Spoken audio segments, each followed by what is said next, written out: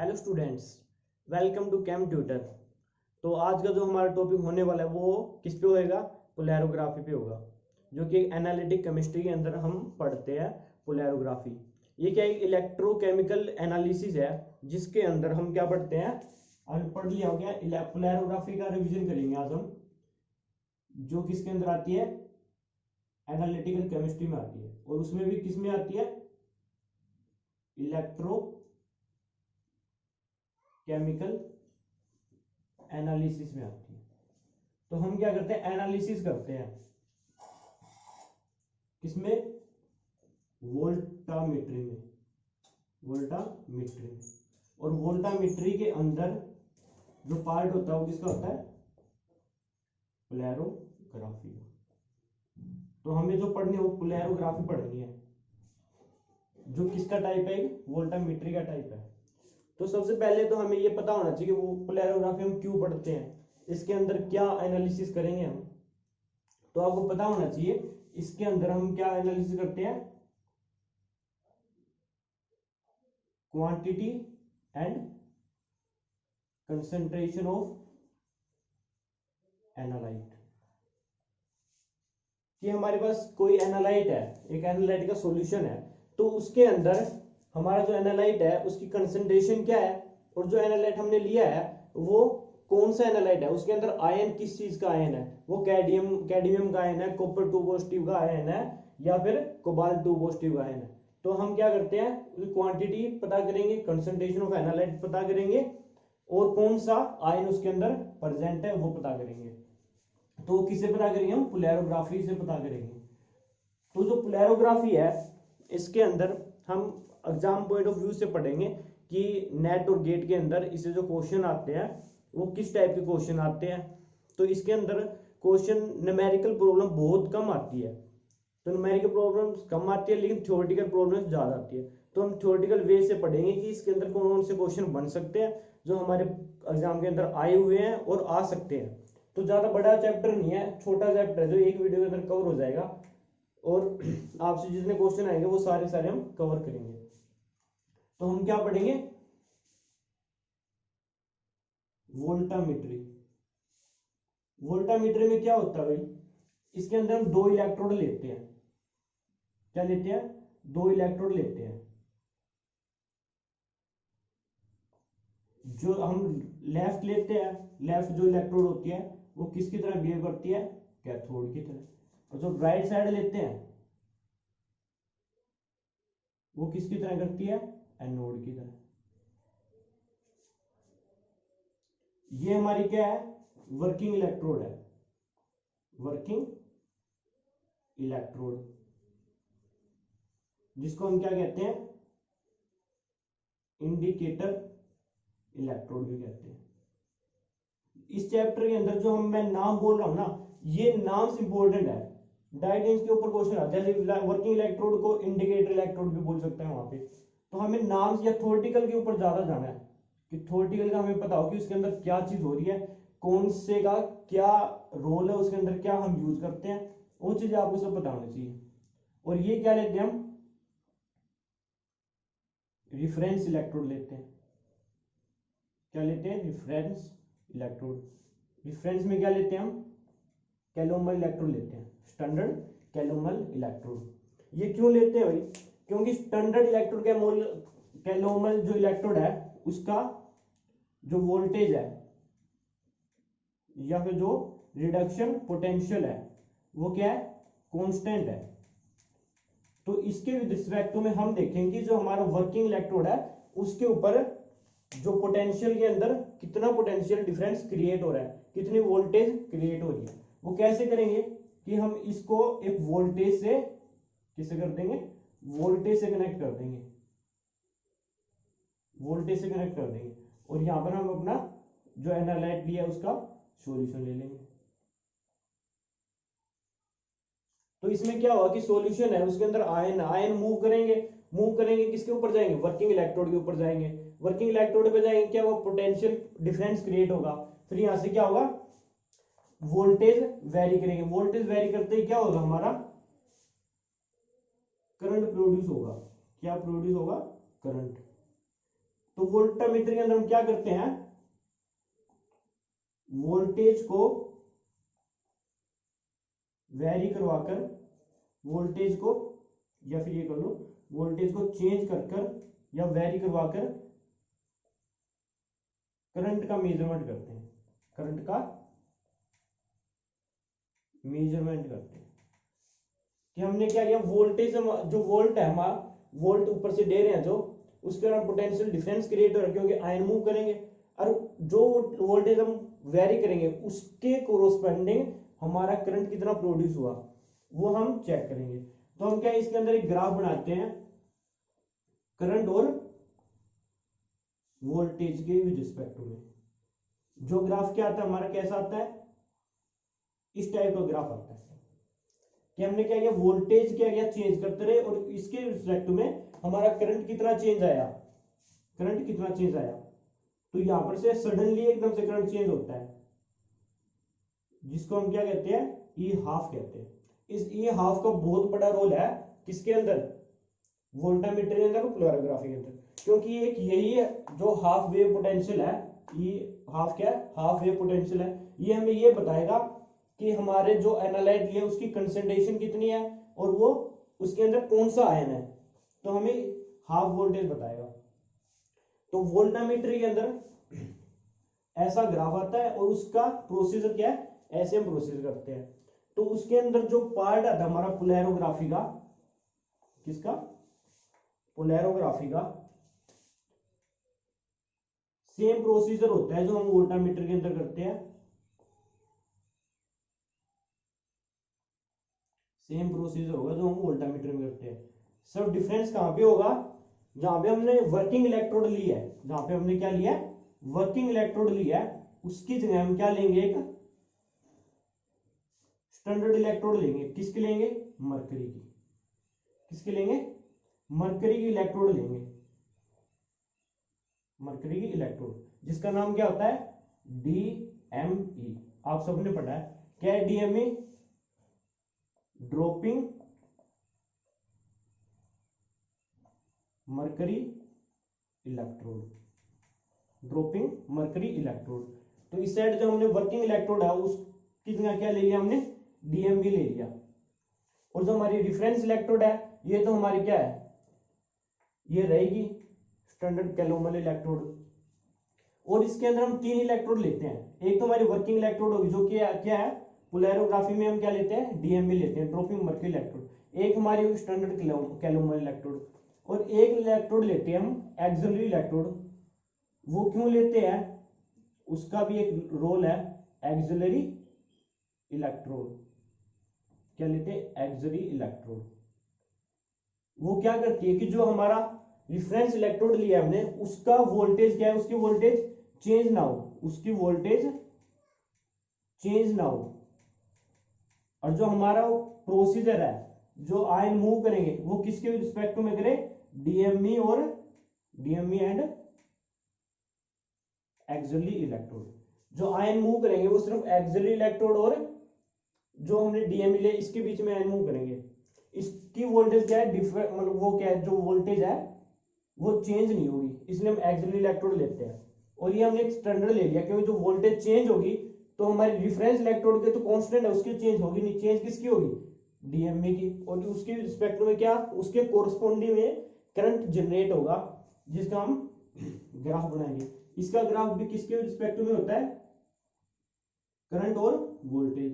कैसा ग्राफ आता है, ये ग्राफ आपको ध्यान रखना है, ऐसा ग्राफ आता है, ऐसा ग्राफ आता है।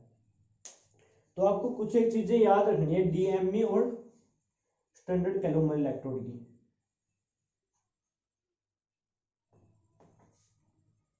DME और स्टैंडर्ड इलेक्ट्रोड कैलोमल की, इसके अंदर क्या होता है, जो हम सॉल्यूशन लेते हैं, जो हम सॉल्यूशन लेते हैं उसकी कंसंट्रेशन कितनी होती है, 10⁻² से 10⁻5 मोलर के बीच में होती है। किसके बीच में होती है, 10⁻² मोलर से 10⁻5 मोलर के बीच में होती है।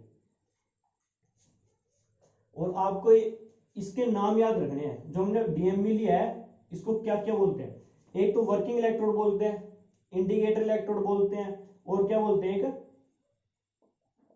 Micro electrode. क्या बोलते हैं, माइक्रो इलेक्ट्रोड। ये क्वेश्चन आया हुआ है नेट के अंदर कि जो हम डीएमवी लेते हैं उसको क्या बोलते हैं, माइक्रो इलेक्ट्रोड। उसमें ऑप्शन दिया हुआ था मैक्रो इलेक्ट्रोड, मैक्रो इलेक्ट्रोड। तो मैक्रो इलेक्ट्रोड नहीं होती, क्या होती है, माइक्रो इलेक्ट्रोड होती है। आपको ये चीज ध्यान में रखनी है। उसके बाद क्या होता है कि इसको मैं अच्छे से बना देता हूं।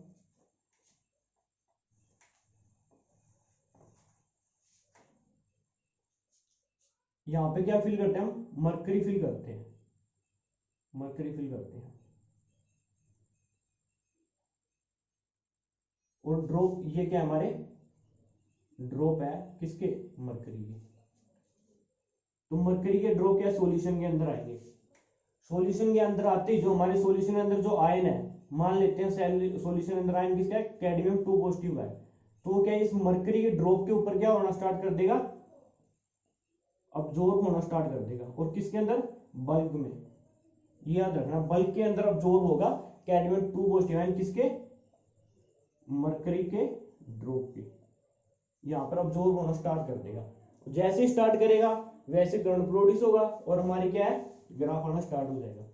तो इसके अंदर हमें जो पढ़ना है वो क्या है, 3 चीजें पढ़नी है, IR, residual current, diffusion current, limiting current और एक हाफ वोल्टेज। इन चारों का बहुत बड़ा रोल है। इन चारों के ऊपर ही क्वेश्चन घूमते हैं, कभी कुछ पूछ लेता है, कभी कुछ पूछ लेता है। तो सारे क्वेश्चन इन्हीं के ऊपर घूमते हैं, तो हमें इन्हीं को पढ़ना है। तो इनके अंदर क्या होता है, स्टार्टिंग में पढ़ते हैं हम आईआर, इसको क्या कहते हैं, रेजिडुअल करंट, रेजिडुअल करंट। जो स्टार्टिंग के अंदर जो करंट होता है वो क्या होता है, हमारा रेजिडुअल करंट होता है। क्योंकि स्टार्टिंग के अंदर करंट क्या है, जीरो नहीं है, कुछ ना कुछ करंट है, जीरो करंट नहीं है, कुछ ना कुछ करंट है। जब हमारा सॉल्यूशन के अंदर हमने डाला नहीं और हमारी प्रोसेस स्टार्ट नहीं हुई है, तो उस करंट जो उस टाइम जो करंट है उसको हम क्या कहते हैं, रेजिडुअल करंट है। अब ये पता होना चाहिए जो रेजिडुअल करंट है वो किसके कारण प्रोड्यूस हुआ वहां पर, क्योंकि उसमें तो हमारी प्रोसेस अभी स्टार्ट ही नहीं हुई है, फिर भी करंट है। तो जो करंट प्रोड्यूस होता है वो 2 चीजों का होता है, एक तो होता है चार्जिंग इलेक्ट्रोड का, और एक तो होता है चार्जिंग जिसको हम करंट बोलते हैं, और एक होता है माइग्रेशन करंट। ये 2 करंट है जिनको हम क्या कहते हैं, रेजिडुअल करंट बोलते हैं। और ये जो करंट है वो क्या है, चार्जिंग करंट और माइग्रेशन करंट है, जिसको हम आईआर रेजिडुअल करंट बोलते हैं। तो इन करंट के कारण जो है प्रोड्यूस हुआ इतना करंट। रेजिडुअल चार्जिंग करंट कौन सा है, जो हमने मरकरी लिया है वो किसकी तरह करता है, act as a capacitor. Starting अंदर वो कैपेसिटर की तरह वर्क करता है, जो क्या है, जो स्मॉल करंट वहां पर प्रोड्यूस हुआ है, स्मॉल करंट फ्लो, उसको क्या कर लेता है, कैपेसिटर में अपने स्टोर कर लेता है। जो बिल्कुल मरकरी है कैपेसिटर की तरह बिहेव करता है स्टार्टिंग अंदर, और अपने जो करंट मूव हुआ है उस सॉल्यूशन के अंदर थोड़ा बहुत उसको क्या कर लेता है, स्टोर कर लेता है। उसके कारण क्या है, हमारा करंट यहाँ पर दिखाता है, जो हमारा वोल्टामीटर है उसमें करंट शो होता है। और माइग्रेशन करंट किसके कारण होता है, ये होता है electrostatic interaction, electrostatic interaction due to ions. जो हमारे आयंस है उसके बीच में और जो हमारी मरकरी की इलेक्ट्रोड है उसके बीच में क्या होता है, इलेक्ट्रोस्टैटिक इंटरेक्शन प्रोड्यूस होती है। क्या होती है, इलेक्ट्रोस्टैटिक इंटरेक्शन प्रोड्यूस होती है, जिस कारण क्या होता है, हमारा माइग्रेशन करंट प्रोड्यूस होता है। चार्जिंग करंट भी प्रोड्यूस हुआ, माइग्रेशन करंट भी प्रोड्यूस हुआ। तो जो ये करंट क्या होता है, बहुत कम होता है, जिसके कारण जो वोल्टामीटर है उसके अंदर करंट शो होता है, उसी करंट को हम क्या कहते हैं, रेजिडुअल करंट बोलते हैं। अब हमें क्या है, ये करंट बहुत मिनिमम चाहिए, क्या चाहिए, बहुत कम चाहिए, जितना कम होगा उतनी हमारे लिए अच्छा है। तो हम क्या कर सकते हैं, चार्जिंग करंट को कम नहीं कर सकते, वो जितना है उतना ही रहेगा। हम किसको कम कर सकते हैं, माइग्रेशन करंट को कम कर सकते हैं। तो क्या करूंगा, eliminates the migration current by adding supporting electrolyte.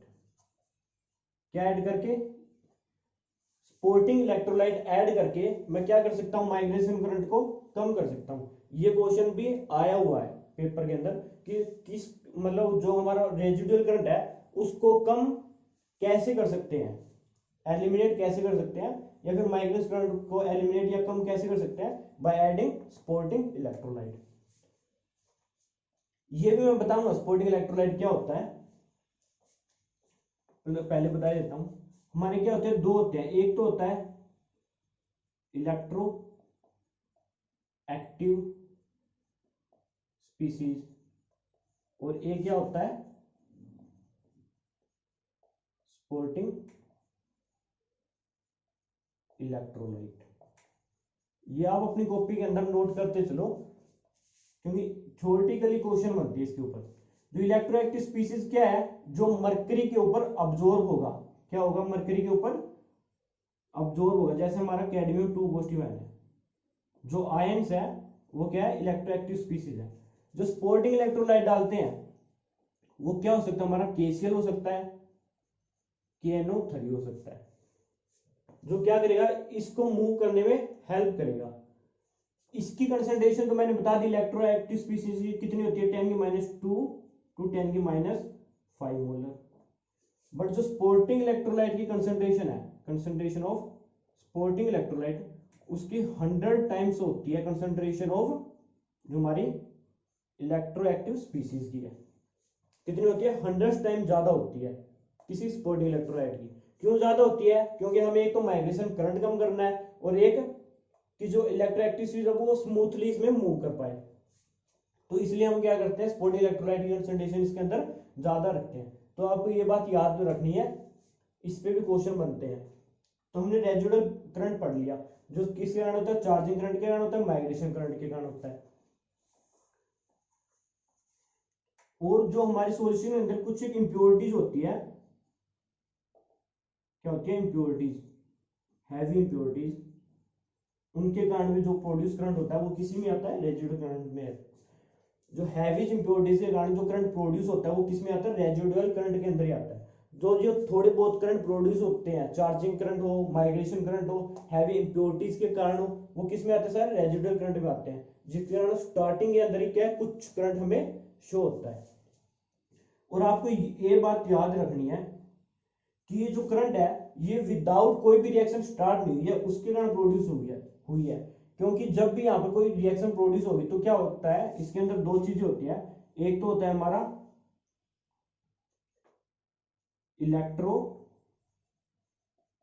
Oxidisable species और एक क्या होता है, इलेक्ट्रो रिड्यूसिबल स्पीसीज।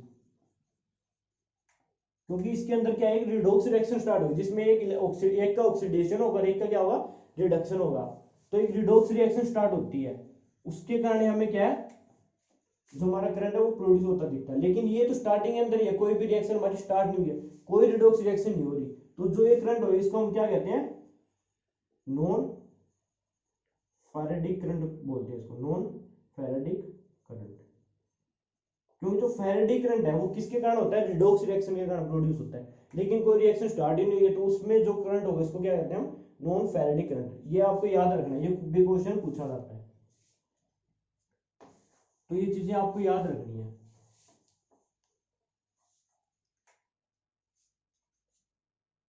इसके बाद क्या आता है, डिफ्यूजन करंट, जो कि मोस्ट इंपॉर्टेंट है। जो कि हर एक जो आयन हम मेजर करना चाहते हैं, किसका कितनी कंसंट्रेशन, कौन सा आयन है, वो किससे पता करते हैं, डिफ्यूजन करंट से पता करते हैं। तो इसका बहुत इंपॉर्टेंट है ये डिफ्यूजन करंट। Diffusion current. तो क्या होता है, जब हमारी क्या होगी, इसके अंदर सॉल्यूशन हमने डाल दिया, जब सॉल्यूशन क्या है, मूव करना स्टार्ट करेगा, क्या करना स्टार्ट करेगा, मूव। तो जो आयन है वो क्या करेंगे, ये मेरी मरकरी की ड्रॉप है, ये किसका ड्रॉप है, मरकरी का ड्रॉप है। तो इसके चारों तरफ क्या आ जाएंगे, आयन आ जाएंगे कैडमियम के, क्या आ जाएंगे, आयन। बहुत से आयन इसके तरफ मूव करना स्टार्ट कर देंगे, इस मरकरी ड्रॉप के ऊपर चिपकना स्टार्ट कर देंगे। तो इसके ऊपर आयन मान लो 10 आयन आए, कैडमियम 2 पॉजिटिव के 10 आयन आए, लेकिन अब्जॉर्ब कितने होंगे, सिर्फ 4 से 5, क्योंकि जिनको सरफेस मिलेगा कैडमियम इसका मरकरी का, उसके ऊपर क्या हो जाएंगे, वो डिफ्यूज हो जाएंगे, उसके ऊपर जाते ही डिफ्यूज हो जाएंगे। डिफ्यूज होते ही क्या होगा, ये आयन मूव कर रहे हैं, क्योंकि हमें पता है कि जो करंट है वो किसके कारण प्रोड्यूस होता है, मूवमेंट ऑफ आयन, आयन के मूवमेंट के कारण यहाँ पर वोल्टेज या करंट प्रोड्यूस होता है। तो कैडमियम इसमें ऊपर से क्या है, मरकरी है, इसके अंदर मरकरी फिल है, तो जैसे मरकरी का ड्रॉप इसके अंदर गिरा सॉल्यूशन में, गिरते जो कैडमियम के आयन है वो इसके ऊपर क्या हो गए, अब्जॉर्ब होना स्टार्ट हो गए, इसके ऊपर क्या डिफ्यूज हो गए, और क्या हो गया, बल्क के अंदर अब्जॉर्ब हो गए। तो हमने क्या किया, 10 आयन डाले, लेकिन 4 से 5 ही क्या हो, इसके ऊपर डिफ्यूज हो गए। तो इस डिफ्यूजन के कारण जो प्रोड्यूस हुआ करंट, उसको हम क्या कहते हैं, डिफ्यूजन करंट बोलते हैं। तो ये किसके कारण हुआ है, डिफ्यूजन के कारण प्रोड्यूस हुआ है करंट, किसके कारण हुआ है, डिफ्यूजन के कारण। और आपको ये भी पता है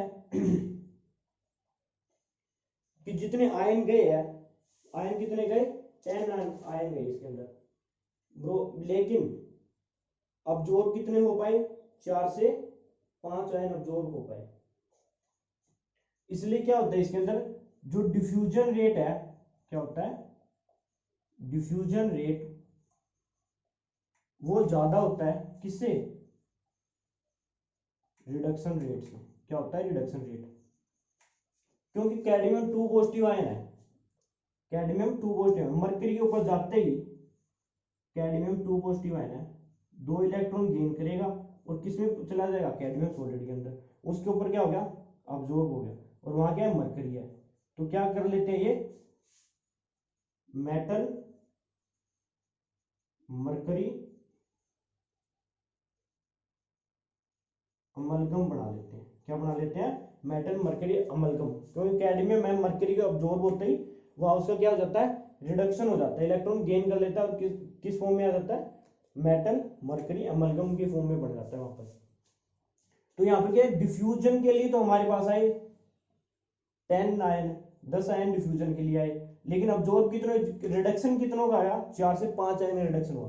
तो डिफ्यूजन रेट ज्यादा होता है, रिडक्शन रेट क्या होता है, कम। रिडक्शन का मीनिंग क्या है, आते ही वो अब्जॉर्ब होते ही इलेक्ट्रॉन गेन किए, इलेक्ट्रॉन गेन करते किसमें चले गए, कैडमियम के अंदर।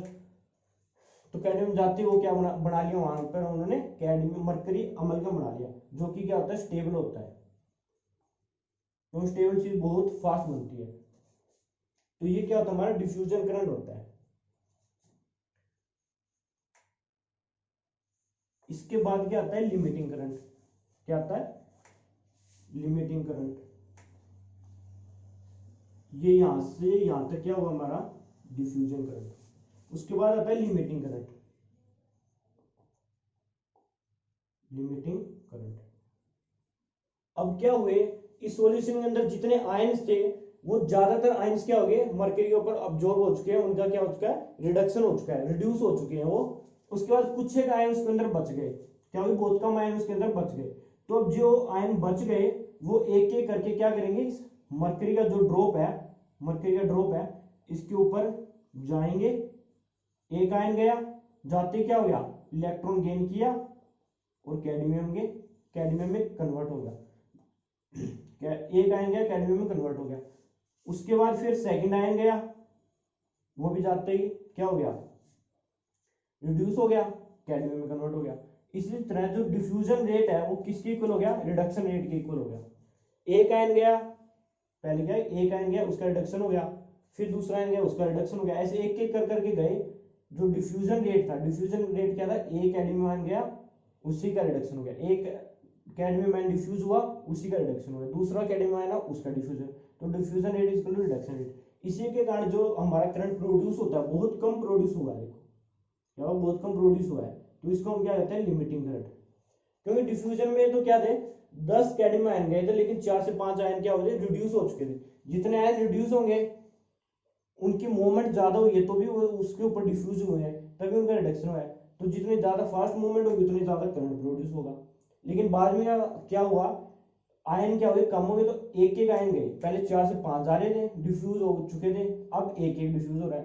तो एक एक करंट क्या होता है, लिमिटिंग करंट होता है, जिसकी बहुत कम होता है, क्योंकि कम आयन मूवमेंट उतनी ही कम होगी। होप सो आप इस चीज को अच्छे से समझ चुके होंगे। तो आपको सिर्फ ये चीजें याद रखनी है कि जो लिमिटिंग करंट होता है उसके अंदर डिफ्यूजन रेट इक्वल टू क्या होता है, रिडक्शन रेट।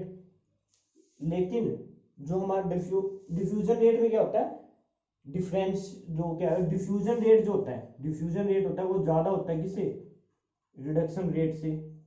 किसके अंदर, डिफ्यूजन करंट में। लेकिन लिमिटिंग करंट में क्या होता है, डिफ्यूजन रेट क्या होता है, इक्वल टू होता है रिडक्शन रेट। ये चीज आपको याद रखनी है। उसके बाद क्या याद रखना है कि जो लिमिटिंग करंट होता है और जो डिफ्यूजन करंट होता है, दोनों के दोनों क्या है, एक फैराडे करंट है। क्या होते हैं हमारे, फैराडे करंट होते हैं।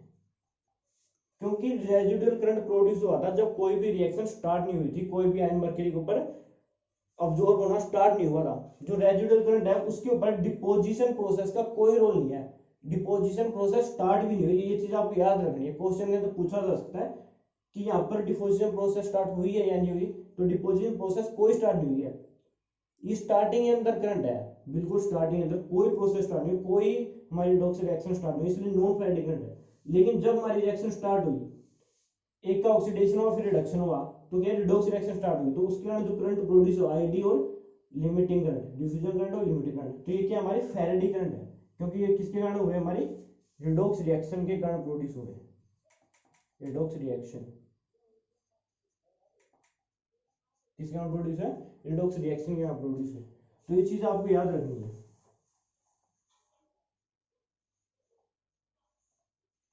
और उसके बाद क्या याद रखना है, एक तो जो हमने सॉल्यूशन लिया है कैडमियम 2 पॉजिटिव आएगा, वो क्या 10 - 2 से 10 - 5 मोलर। जो मरकरी का ड्रॉप यहां से सॉल्यूशन अंदर जा रहा है, उसका जो लाइफ टाइम है, life time of mercury drop, वो कितना होता है, 2 से 7 सेकंड होता है। क्या होता है, 2 से 7 सेकंड का लाइफ टाइम होता है मरकरी के ड्रॉप का। उसको हम कम ज्यादा भी कर सकते हैं, वो तो इस होल को कम ज्यादा करके, वो तो अपने हाथ में है। तो आपको ये याद रखना है कि लाइफ टाइम कितना होता है इसका, ये चीज याद रखनी है आपको। उसके बाद क्या आता है हमारा ई हाफ, जो कि बहुत ज्यादा इंपॉर्टेंट है। क्या है, हाफ वेव पोटेंशियल। इसी से हमें पता चलेगा कि हमारा जो आयन है वो कौन सा आयन है। ये तो हमने मानना है कि कैडमियम है, ये बताएगा कि कौन सा आयन है। क्योंकि जो ई हाफ होता है, ई हाफ होता है वो फिक्स होता है सर्टेन एनालाइट के लिए, कि ये फिक्स मतलब कांस्टेंट नहीं होता कि वो जो भी हमने आयन लिए है इसके अंदर, कैडमियम, कॉपर, कोबाल्ट, जिसके भी लिए उनके लिए सेम रहेगा, नहीं। सबके लिए क्या फिक्स होता है कि कैडमियम के लिए इसकी वैल्यू एक्स होगी मान लो, ठीक है, और कॉपर के लिए वाई भी हो सकती है, कोबाल्ट के लिए क्या हो सकती है, जेड हो सकती है, क्योंकि एक फिक्स वैल्यू होती है। उसी से हमें पता चलेगा एक फिक्स वैल्यू से कि हमारे जो सॉल्यूशन है उसके अंदर कौन सा आयन है। तो ये हाफ से पता लगता है। तो ये हाफ क्या होता है, जब हमारा जो करंट है वो क्या हो जाए, एग्जैक्ट हाफ हो जाए। जो वो जो हमारा डिफ्यूजन करंट है वो क्या हो जाए, एग्जैक्ट हाफ हो जाए। उस टाइम जो पोटेंशियल होती है, उस टाइम जो वोल्टेज होती है, उस वोल्टेज को हम क्या कहते हैं, ई हाफ बोलते हैं। तो ई हाफ के ऊपर जो हमारा डिफ्यूजन करंट है वो क्या होता है, एग्जैक्ट हाफ होता है। और उस टाइम जो वोल्टेज होती है उसको हम क्या कहते हैं, ई हाफ बोलते हैं। तो इसकी कंडीशन क्या क्या क्या क्या चीज हमें ध्यान में रखनी है इसमें। एक तो ये ध्यान में रखना है कि क्या होती है, इंडिपेंडेंट ऑफ कंसंट्रेशन होती है। क्या होती है, इंडिपेंडेंट ऑफ कंसंट्रेशन होती है, कि जो हमने इलेक्ट्रोएक्टिव स्पीसीज लिया है, इलेक्ट्रोएक्टिव स्पीसीज, जिसका हमें ये पता करना है कि वो कौन सा आयन है, उसके अंदर कौन सा हमारे इलेक्ट्रोएक्टिव स्पीसीज है, उसकी कंसंट्रेशन से क्या होती है, इंडिपेंडेंट होती है। एक तो आपको ये याद रखना है। उसके बाद क्या याद रखना है, ये डिपेंड करती है सिर्फ किसके ऊपर, depend of concentration of sporting electrolyte, किसके ऊपर, स्पोर्टिंग इलेक्ट्रोलाइट के ऊपर डिपेंड करती है। जो हमने KCl लिया है, KNO3 लिया है, इसकी कंसंट्रेशन के ऊपर डिपेंड करेगी। ये दो बात आपको याद रखनी है हाफ वेव पोटेंशियल की। तो ये बात होगी हमारी हाफ वेव पोटेंशियल की। इसी से हमें पता लगेगा कि कौन सा आयन है, क्योंकि ये हाफ की जो वैल्यू है वो हर एक आयंस के लिए क्या होगी, अलग अलग आएगी। हर एक आयंस के लिए क्या आएगी, अलग अलग।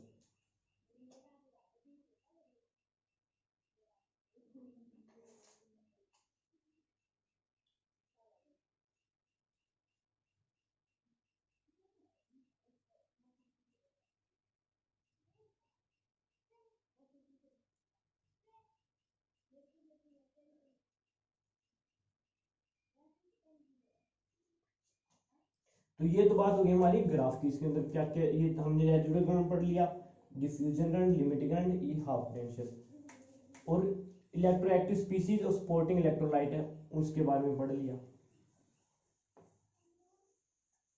तो हमें सिर्फ ये चीज याद रखनी है, जो कैथोड है वो हमारी क्या है, DMe है, और जो एनोड है वो क्या है हमारी, कैलोमर इलेक्ट्रोड है। और हमें ये भी पता होना चाहिए जो DMe है हमारी, वो क्या होती है हमारी, पोलराइजेबल इलेक्ट्रोड होती है। और जो Sc है ये क्या होती है हमारी, नॉन पोलराइजेबल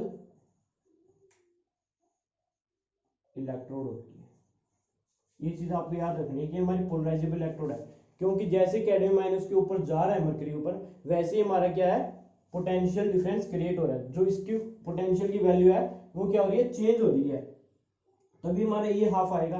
इसलिए हमारी क्या पोलराइज है। ये पोलराइज का मीनिंग क्या है कि इसकी वोल्टेज क्या है, वेरी कर रही है, इसका रिडक्शन पोटेंशियल क्या है, वेरी कर रहा है। लेकिन हमें पता है जो हमने स्टैंडर्ड कोलोमल इलेक्ट्रोड लिया है, इसका पोटेंशियल, जो रिडक्शन पोटेंशियल है वो क्या है, कांस्टेंट है। वो क्या है, पोलराइज नहीं करता, तो इसलिए क्या है, ये नॉन पोलराइजेबल इलेक्ट्रोड है। तो ये चीज आपको याद रखनी है। उसके बाद आपको ये याद रखना है, जो हमारी सॉल्यूशन लिया है जो मरकरी का है, उसकी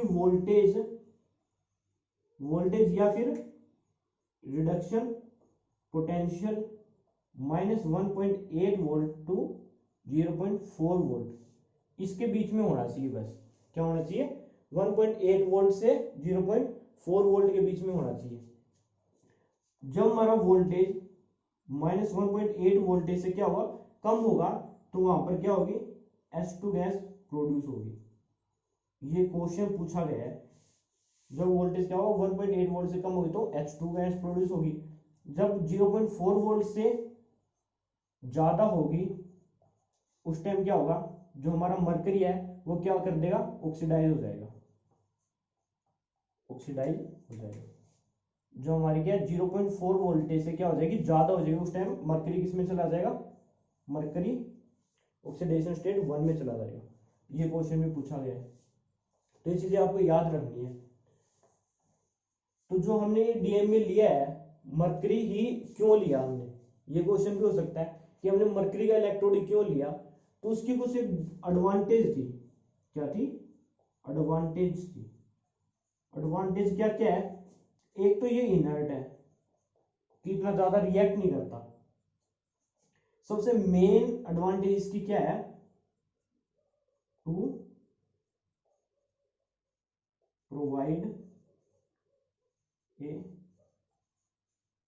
new surface after every drop.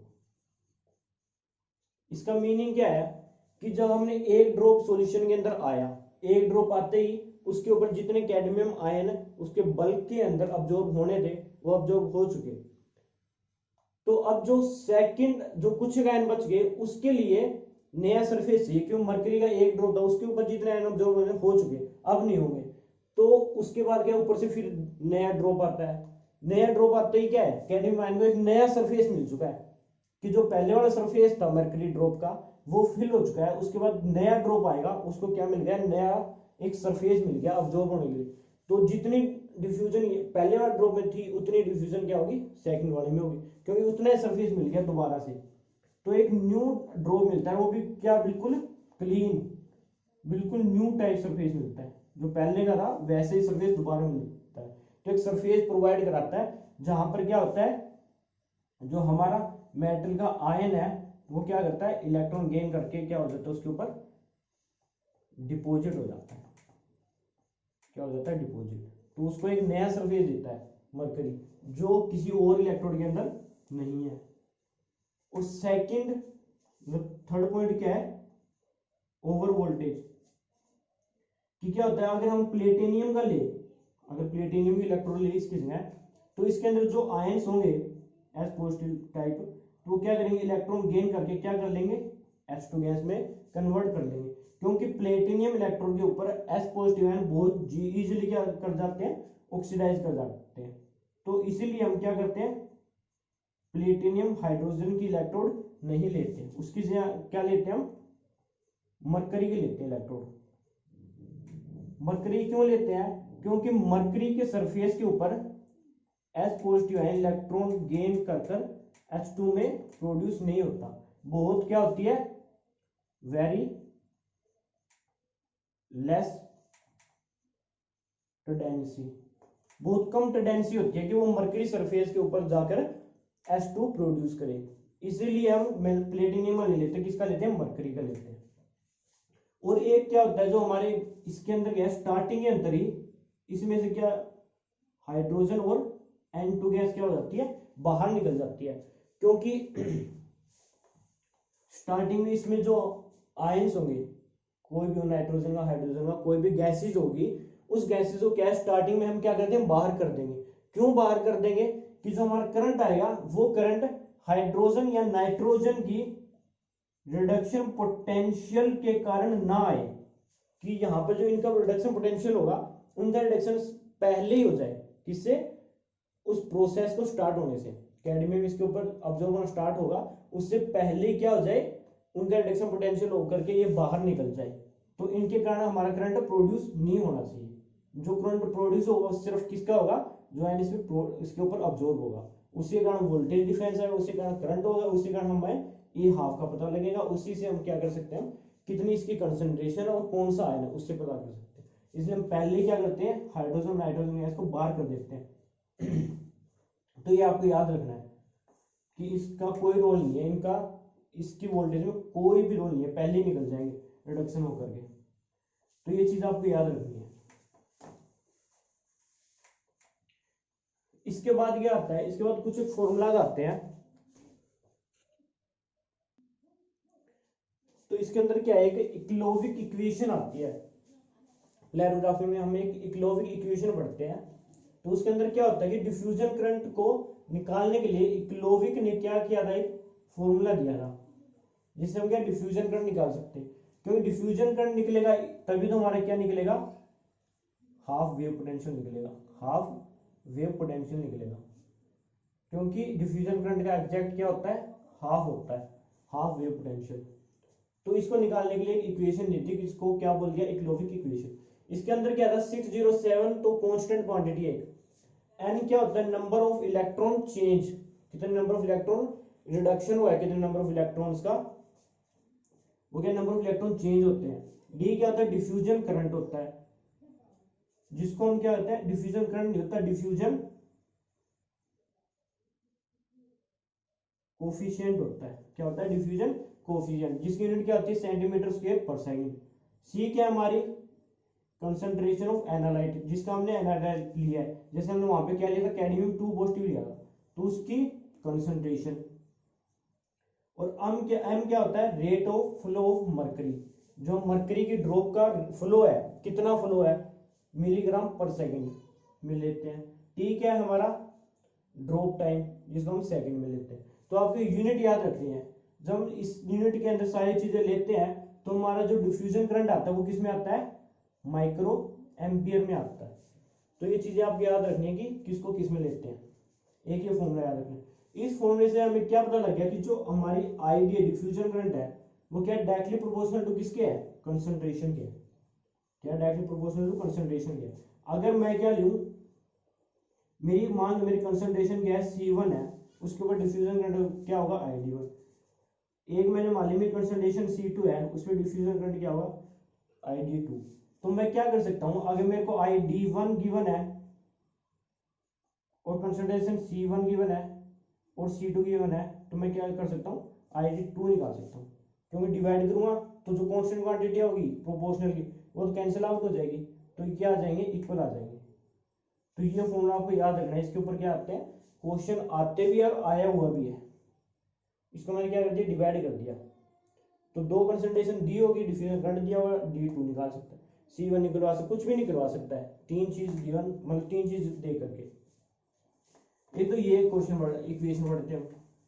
एक आता है हमारा ये हाफ को हम कैसे निकाल सकते हैं 1.2, क्योंकि हमने क्या कर लिया, डिफ्यूजन करंट निकाल लिया, आईडी निकाल लिया हमने। अब आईडी से जो टोटल वोल्टेज है वो क्या होती है हमारी, ये हाफ वोल्टेज माइनस में 0.0591 अपॉन में n log of I upon में ID माइनस I। ये इक्वेशन आपको याद रखनी है। ID तो क्या है मेरा डिफ्यूजन करंट है और I क्या है मेरा टोटल करंट है एट ए पॉइंट। कि जैसे मेरा ये ग्राफ आया था, ये डिफ्यूजन करंट था इतना, इसके किसी भी पॉइंट के ऊपर जो टोटल करंट होता है उसको मैं क्या बोलता हूं, आई बोलूंगा। तो इसके अंदर सारी चीजें पुट करके मेरी टोटल वोल्टेज निकल जाएगी, टोटल वोल्टेज या टोटल पोटेंशियल निकल जाएगा। तो इसमें से कुछ भी निकाल सकता हूँ। टोटल पोटेंशियल मेरे पास गिवन होगा, जो मैंने वोल्टेज ऊपर लगाया हुआ था यहाँ पर, उससे क्या टोटल पोटेंशियल है मेरे को पता लग जाएगा। उससे इसमें पुट करके आईडी की वैल्यू पुट करके टोटल करंट पुट करके मैं क्या कर सकता हूँ, ये हाफ निकाल सकता हूँ। तो ऐसे दो फॉर्मूला है जिससे हम क्या निकाल सकते हैं, डिफ्यूजन करंट निकाल सकते हैं। उनका रिलेशन देख लिया कंसंट्रेशन के टर्म में।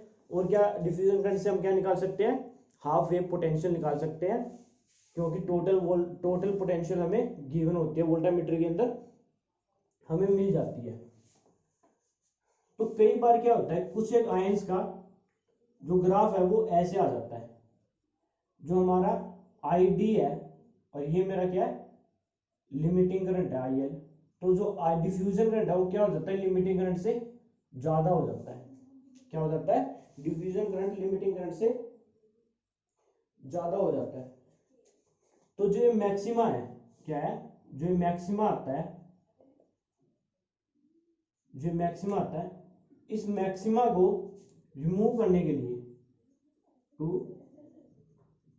Remove maxima we use maxima separation. हम मैक्सिमा सेपरेशन से क्या कर सकते हैं, इस मैक्सिमा को रिमूव कर सकते हैं। तो जो मैक्सिमा सेपरेशन है इसको रिमूव कैसे कर सकते हैं हम,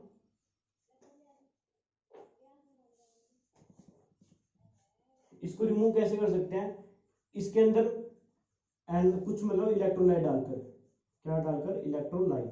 तो वो इलेक्ट्रोलाइट क्या हो सकते हैं, जिलेटिन हो सकता है, डाई हो सकता है, जिसको हम क्या बोलते हैं, मिथाइल रेड बोलते हैं।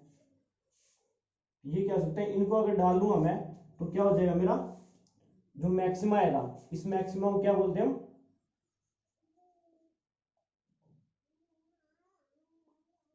पोलैरोग्राफिक मैक्सिमा।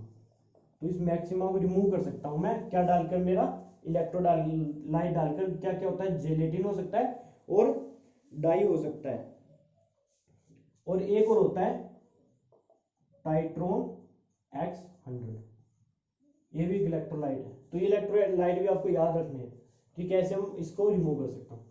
एक टॉपिक ये होता है, इससे क्वेश्चन आए हुए हैं।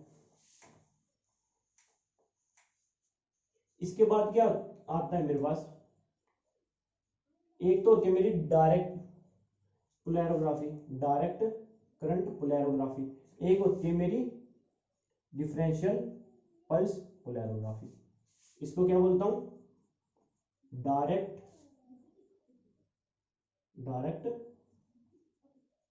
Current polarography. इसको क्या बोलता हूं, डिफरेंशियल पल्स पोलैरोग्राफी। तो हमारे डायरेक्ट करंट पोलैरोग्राफी के अंदर जो ग्राफ आता है वो क्या है, वेव की फॉर्म के अंदर होता है ऐसे, करंट और वोल्टेज में। लेकिन पल्स में इसके अंदर जो ग्राफ आता है वो ऐसे होता है बिल्कुल, क्योंकि इसके अंदर जो हम करंट देते हैं वो किसकी फॉर्म में देते हैं, पल्स की फॉर्म में देते हैं, पल्स की फॉर्म में वोल्टेज देते हैं। जो वोल्टेज देते हैं वो किसकी फॉर्म में देते हैं, पल्स की फॉर्म में देते हैं।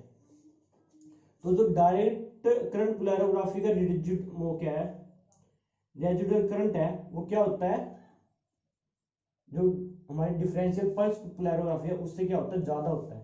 और मैंने स्टार्टिंग के अंदर ही बताया था, जो हमारा रेजिडुअल करंट है उस वो क्या होना चाहिए, लो होना चाहिए। जितना कम होगा उतना ही हमारे लिए क्या बेटर है, कि अच्छी पीक दिखेगी हमें। तो जो हमारा स्टार्टिंग अंदर करंट आएगा वो आएगा ही नहीं, तो इसलिए हम बेस्ट किसको मानते हैं, डीपीपी, डिफरेंशियल पल्स पोलैरोग्राफी को मानते हैं, क्योंकि इसके अंदर रेजिडुअल करंट क्या होता है, कम होता है। और जो इसको बोलते हैं, इसको हम नॉन फैराडिक करंट भी बोलते हैं। क्या होते हैं, नॉन फैराडिक करंट लेसर, और नॉन फैराडिक क्या होते हैं, रेजिडुअल करंट होता है। ये भी बोलते हैं residual current lower tends to 0। तो ये याद रखनी है कि डीपीपी के अंदर नॉन फैराडिक करंट क्या होता है, कम होता है, आईआर की वैल्यू क्या होती है, कम होती है। ये चीज आपको इसमें याद रखनी है। मैं सिर्फ वो टॉपिक रहा हूं जिससे क्वेश्चन आ सकते हैं, क्योंकि इससे क्वेश्चन कुछ से क्वेश्चन आते हैं, बहुत कम क्वेश्चन आते हैं, और जितना हमने पढ़ा है उससे क्वेश्चन क्या हो जाएंगे, सारे क्वेश्चन कवर हो जाएंगे, सारे क्वेश्चन कवर हो जाएंगे। एक और बताता हूं मैं, पोटेंशियोमेट्रिक टाइट्रेशन के अंदर, पोटेंशियोमेट्रिक टाइट्रेशन, इसके अंदर क्या होता है, कुछ ग्राफ्स है जिसको क्या डायरेक्ट पेपर के अंदर पूछ लेता है, तो उसका हमें पता होना चाहिए कि जब हम इसके बीच में ग्राफ बनाते हैं और वोल्टेज के बीच में, तो हमारा ग्राफ ऐसा आता है, तो हमें एग्जैक्ट पता नहीं लगता कि किस पॉइंट के ऊपर क्या है, वोल्टेज आई है, एग्जैक्ट बता नहीं सकता कि किस पॉइंट के ऊपर है, क्योंकि ये पूरा ही एरिया क्या हो रहा है, कवर हो रहा है। तो मैं क्या करता हूं, इनका डिफरेंशिएशन लेता हूं, किसका क्या लेता हूं, डिफरेंशिएशन लेता हूं पोटेंशियल का।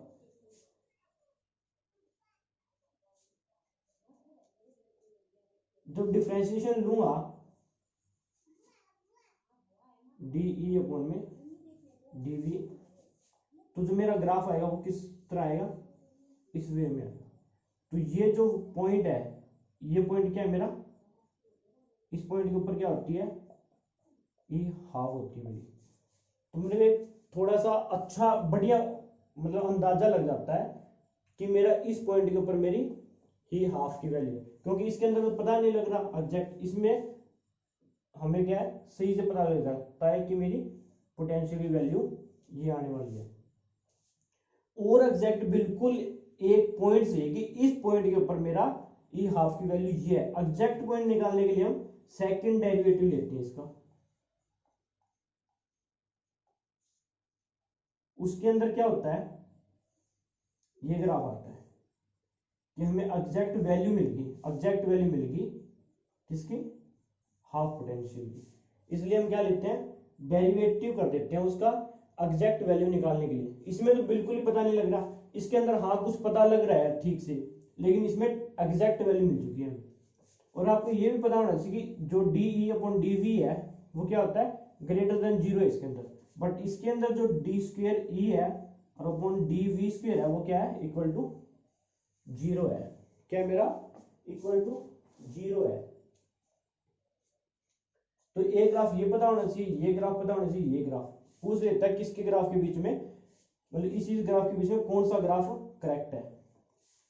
तो ये पता होना चाहिए आपको। ए ग्राफ आता है अगर मैं graph 1/v d square e upon d v square और इसके बीच में ले लूं तो मेरा ग्राफ किस फॉर्म में आता है, वी शेप में आता है। किस शेप में आता है, वी शेप के अंदर आता है। तो आपको ये चार ग्राफ ध्यान में रखने हैं कि हम डिफरेंशियल फॉर्म के अंदर ये वेव मतलब हाफ वेव पोटेंशियल निकालते हैं, क्योंकि इससे हमें एग्जैक्ट वैल्यू पता लग जाती है।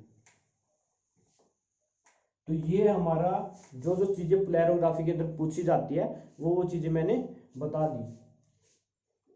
ये ग्राफ आपको ध्यान रखना है, ये रेजिडुअल करंट, ये लिमिटिंग करंट, ये डिफ्यूजन करंट। और एक याद रखना है, जो कंप्लीट करंट आ चुका है ये लिमिटिंग करंट, वो क्या है मेरा रेजिडुअल करंट, प्लस में क्या है डिफ्यूजन करंट। क्योंकि जो लिमिटिंग करंट है, टोटल करंट आया मेरा, वो क्या है रेजिडुअल करंट प्लस में diffusion current is equal to limiting current. ये वैल्यू आपको याद रखनी है। और एक ये याद रखना है कि डिफ्यूजन करंट डायरेक्टली प्रोपोर्शनल क्या होता है कंसंट्रेशन के। इसके ऊपर क्या है क्वेश्चन आए हुए हैं। तो ये चीजें जो आपको पता होनी चाहिए। और जो मैंने ग्राफ बनाया था ये पता होना चाहिए करंट के बीच में, करंट किस में लेता हूँ माइक्रो एम्पियर में, वोल्टेज के बीच में जो किस में लेता हूँ मिली वोल्टेज में। और इसके ऊपर इस पॉइंट के ऊपर जो वोल्टेज है मेरी, क्योंकि इस पॉइंट पे तो क्या है डिफ्यूजन करंट हाफ हो चुका है, जिसके ऊपर क्या है मेरी ये हाफ वोल्टेज है। बट इसके ऊपर जो वोल्टेज है, इस वोल्टेज को मैं क्या बोलता हूं, इस वोल्टेज का नाम क्या है डिकम्पोजिशन पोटेंशियल। ये पोटेंशियल कितना है मेरा डिकम्पोजिशन पोटेंशियल है, जहां से डिफ्यूजन करंट स्टार्ट होना, मतलब जिस पॉइंट से स्टार्ट हुआ है डिफ्यूजन करंट, उस पॉइंट से उस पॉइंट के ऊपर जो वोल्टेज होती है उसको मैं क्या कहता हूं डिफ्यूजन पोटेंशियल बोलता हूं उस चीज को। तो जितनी चीजें होती है इस चैप्टर के अंदर वो मैंने अप्रोक्सीमेटली सारी बता दी है। इनसे बाहर क्वेश्चन नहीं आते। और जो क्वेश्चन आए हुए हैं लास्ट ईयर के अंदर वो मैं नेक्स्ट वीडियो के अंदर कवर करवा दूंगा। इसके अंदर तो हमारा जो रिवीजन थी पोलैरोग्राफी की वो कंप्लीट हो चुकी है। नेक्स्ट वीडियो के अंदर जो जो क्वेश्चन आए हुए लास्ट ईयर के अंदर नेट के हो गेट के हो वो नेक्स्ट वीडियो के अंदर हम कवर कर लेंगे। तो ये चैप्टर इतना ही था। होप सो आप सबको ये समझ आया होगा। फिर मिलते हैं नेक्स्ट वीडियो के अंदर। Thank you.